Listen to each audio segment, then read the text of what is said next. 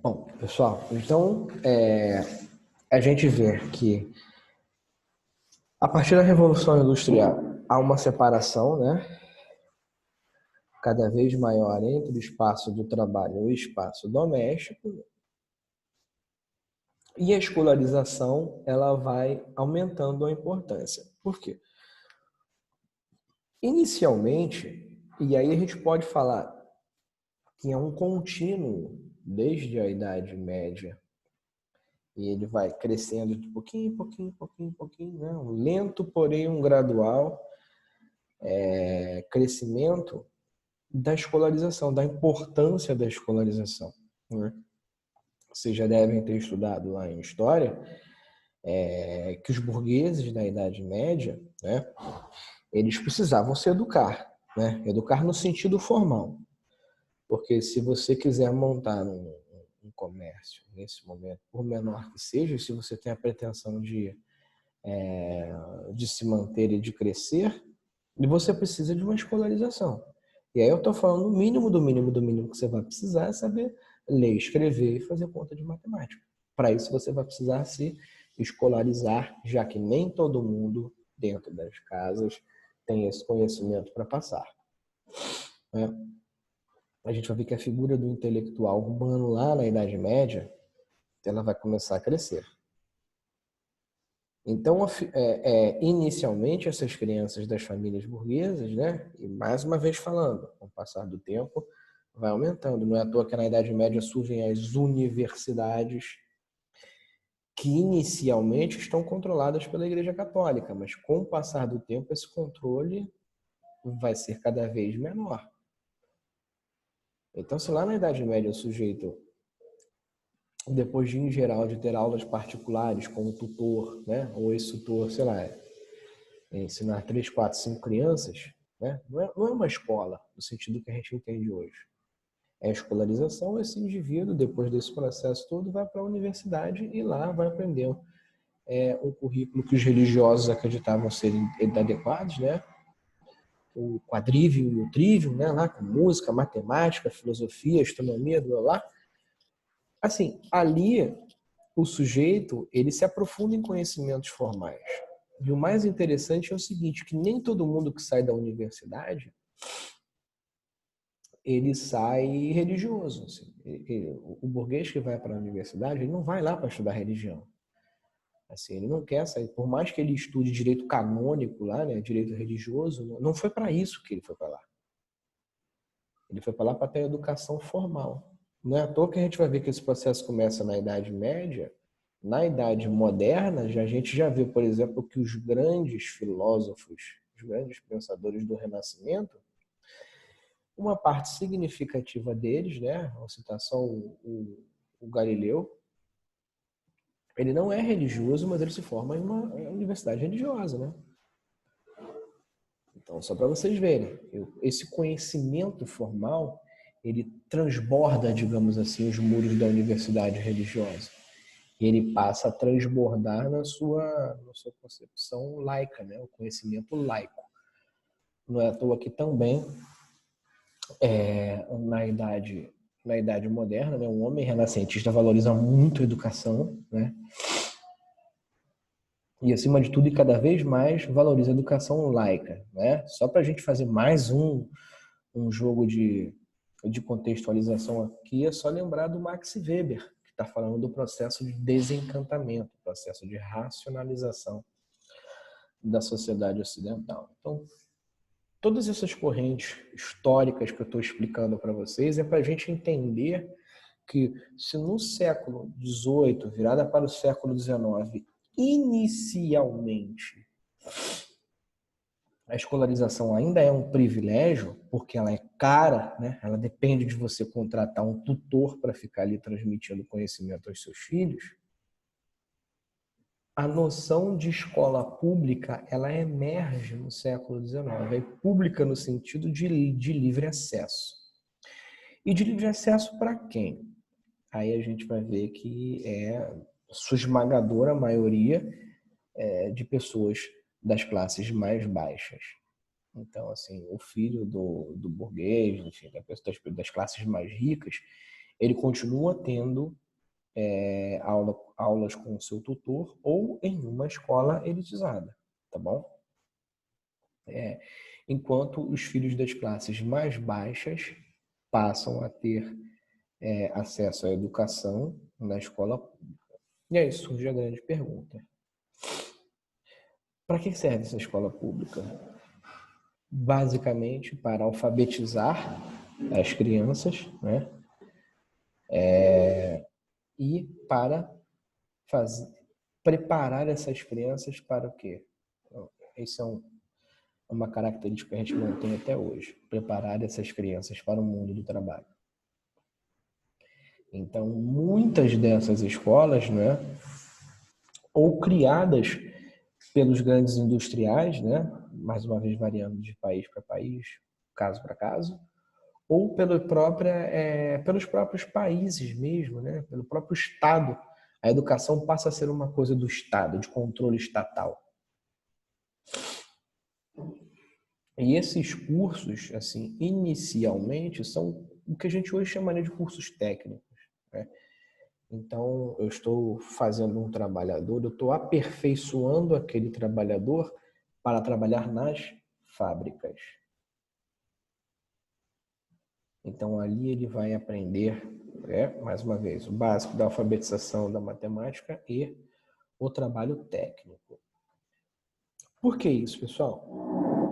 Por que isso é importante para o mundo do trabalho? Porque se o garoto ele já cai com um conjunto de conhecimentos prévios no mundo do trabalho, eu, enquanto empregador, eu não perco tempo ensinando, né? Esses cursos técnicos, por exemplo, do SESC, do SENAC, do SENAI,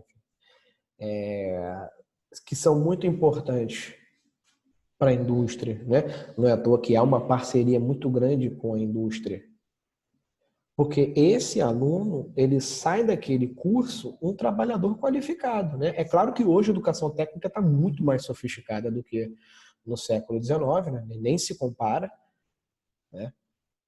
No século XIX, essa educação ela é mecânica, ela não é uma educação reflexiva. Eu quero ensinar o sujeito a escrever o basicão da matemática e quero ensinar ele a trabalhar duro. É isso. Hoje a educação técnica ela é muito mais sofisticada, né, do que era então no século XIX. Então a gente vai ver que essa realidade ela começa a ganhar forma, começa a ganhar os contornos que nós entendemos ainda hoje. E aí, mais uma vez, a gente vai ter que traçar um processo, né? A gente falou um pouquinho disso nos módulos anteriores, nos capítulos anteriores, sobre a própria noção de como a sociedade passa a enxergar esses mais jovens. A sociedade passa a enxergar, passa a ver, passa a projetar nesses mais jovens uma etapa intermediária entre a infância e a vida adulta, né? Que é o que hoje a gente chama de adolescência. E que essa etapa intermediária deveria ser, preferencialmente, essa noção vai sendo construída ao longo do tempo. Então, essa noção de que preferencialmente o jovem deve se dedicar a atividades intelectuais para o seu desenvolvimento enquanto indivíduo, enquanto trabalhador, é uma das, digamos assim, obrigações, uma das coisas, dos fatores importantes da juventude, da adolescência. E isso foi nascendo ao pouco, por quê, pessoal? Inicialmente, o trabalho infantil ele é plenamente aceito na Revolução Industrial, né? Vocês certamente já estudaram isso em Revolução Industrial, o trabalho infantil e o trabalho feminino, mas principalmente o trabalho infantil que nos toca aqui, ele era plenamente aceito. Então, assim, era muito comum você ver crianças de 7, 8, 10 anos de idade trabalhando 10, 12 horas por dia, inclusive com turnos noturnos, né? Então, essa realidade do trabalho infantil no século XIX, dessa exploração do trabalho infantil no século XIX, ela é altamente brutal, tá bom? Com o passar do tempo, os países capitalistas mais avançados, eles vão desenvolver uma noção social da importância da proteção, digamos assim, da criança e do adolescente, proteção no sentido de reconhecer socialmente a importância de que se tem que se proteger as crianças, não é? das intempéries, que é uma noção que existe desde quase sempre, né? A maioria das sociedades sempre pensaram em preservar e proteger as suas crianças, mas que é uma coisa que se perdeu com a Revolução Industrial, já que a Revolução Industrial é uma coisa nova, né? Então, o trabalho infantil, inicialmente ali, era altamente brutal. Mas a gente vai ver que com o passar do tempo, do século XIX, o trabalho infantil ele foi sendo regulado por leis, né? Ele foi sendo diminuído em termos de quantidade de hora, até ele, hoje, na maioria dos países considerados civilizados, né? Ele ser proibido, tá bom? E aí a gente cai aqui para a realidade brasileira. Aqui para a realidade brasileira, né, o trabalho ele é proibido, de forma, não é que ele seja proibido, deixa eu pôr palavra nova. O trabalho, né, tal qual ele funciona para o adulto, ele é proibido de ser aplicado para o mais jovem, né, para o menor de 16 anos. Então, é a partir dos 16 anos que a pessoa pode entrar no mercado de trabalho, né? Formalmente assinar carteira, se submeter às leis e assim por diante. Não é que o garoto, antes disso, não possa trabalhar, né? Olha, por exemplo, os nossos atores infantis, são trabalhadores, né? Eles se submetem a regras específicas, mas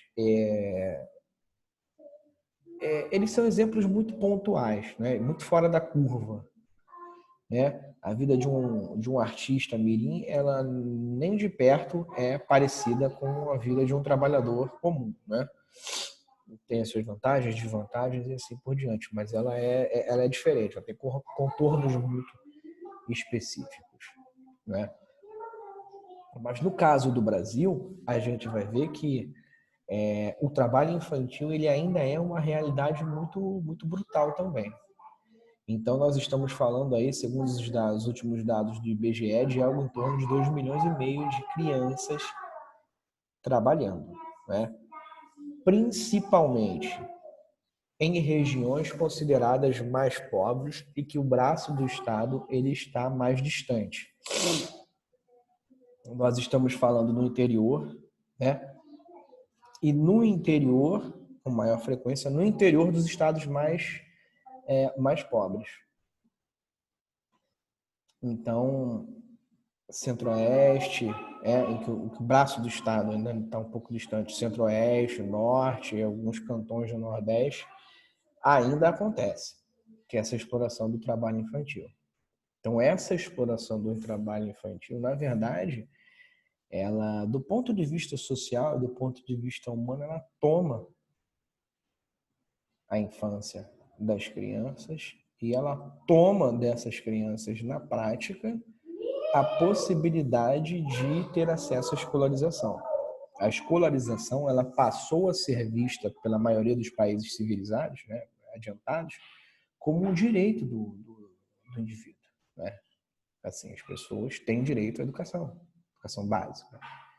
Isso, inclusive, é visto, não é só visto como a questão do mercado de trabalho, mas como o próprio desenvolvimento do ser humano mesmo.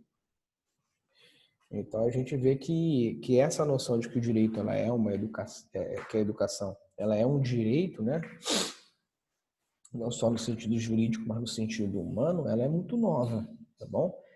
Ela tem um peso maior, né, variando de sociedade para sociedade. Então, a gente vê, por exemplo, essas criancinhas finlandesas tendo acesso à melhor educação, uma das melhores sistemas educacionais do mundo, né? Enquanto as crianças brasileiras têm acesso muito complicado, dependendo da sua classe social, né? Mas a gente, como sociedade, pelo menos do ponto de vista legal, a gente reconhece a educação como um direito social, né? Como um direito universal. Ou ainda tem sociedades, né? Na minha concepção, mais atrasadas, que fazem do direito a educação algo praticamente inexistente. E a educação algo quase que proibido para determinadas pessoas. É só a gente lembrar daquela menina, né, a Malala, né? Agora eu não lembro se no Afeganistão ou no Paquistão, que ela levou um tiro no rosto porque ela defendia o direito das meninas irem à escola. Isso, 14, 15 anos, algo do tipo. O que pra gente hoje é considerado uma aberração. Você vai querer matar uma menina só porque ela quer ir à escola.